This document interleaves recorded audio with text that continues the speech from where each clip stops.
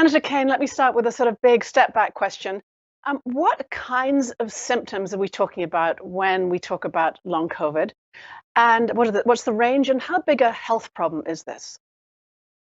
Francis, you started off with two of the tough questions. The range is broad and the scope of the problem we're still trying to determine. So let me tackle scope and then I'll tackle the range of symptoms. So the estimates that I'm seeing suggest that anywhere between 5 and 30% of people who get COVID could have persistent long COVID symptoms. Now, obviously, that is a very broad range. The numbers I've seen in the United States suggest that about 80 million people have been diagnosed with COVID, but many were never diagnosed. They got COVID before there was testing, for example. So it's in all likelihood the number of Americans who've had COVID is in excess of 100 million.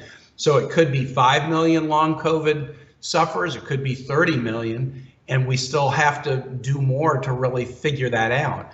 And then the second issue that you asked is, well, what are the symptoms?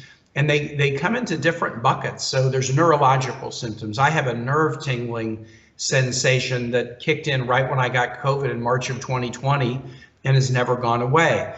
Others have a loss of taste or smell or a light sensitivity. So it's a vision issue or tinnitus, ringing in their ear. These all seem kind of related. There's probably nothing wrong with my skin or somebody else's taste buds, but the way the brain interprets sense data kind of gets scrambled a little bit. There's respiratory conditions that some people have. These are very serious.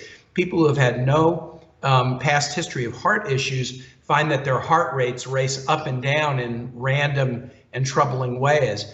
Pulmonary and respiratory problems are pretty common.